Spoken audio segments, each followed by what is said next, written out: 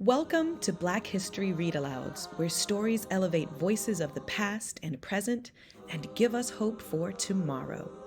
In today's story, we will learn from Dr. Martin Luther King Jr., a civil rights legend. If you can't be a pine on the top of the hill, be a scrub in the valley. But be the best little scrub on the side of the rill. Be a bush if you can't be a tree. If you can't be a highway, just be a trail. If you can't be the sun, be a star. For it isn't by size that you win or you fail. Be the best of whatever you are. Martin's Big Words, The Life of Dr. Martin Luther King Jr., written by Doreen Rappaport and illustrated by Brian Collier. Everywhere in Martin's hometown, he saw the signs, white only. His mother said these signs were in all southern cities and towns in the United States. Every time Martin read the words, he felt bad, until he remembered what his mother told him. You are as good as anyone. In church, Martin sang hymns. He read from the Bible. He listened to his father preach. These words made him feel good. When I grow up, I'm going to get big words too. Martin grew up. He became a minister like his father, and he used the big words he had heard as a child from his parents and from the Bible.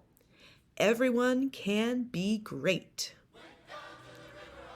He studied the teachings of Mahatma Gandhi. He learned how the Indian nation won freedom without ever firing a gun. Martin said love when others said hate. Hate cannot drive out hate. Only love can do that. He said together when others said separate. He said peace when others said war.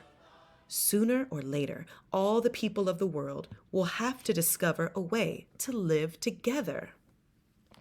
In 1955, on a cold December day in Montgomery, Alabama, Rosa Parks was coming home from work. A white man told her to get up from her seat on the bus so he could sit. She said no and was arrested. Montgomery's black citizens learned of her arrest. It made them angry. They decided not to ride the buses until they could sit anywhere they wanted.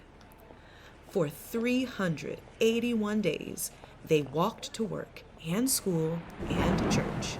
They walked in rain and cold and in blistering heat. Martin walked with them and talked with them and sang with them and prayed with them until the white city leaders had agreed they could sit anywhere they wanted. When the history books are written, someone will say, there lived black people who had the courage to stand up for their rights. In the next 10 years, black Americans all over the South protested for equal rights. Martin walked with them and talked with them and sang with them and prayed with them. White ministers told them to stop. Mayors and governors and police chiefs and judges ordered them to stop. But they kept on marching. Wait.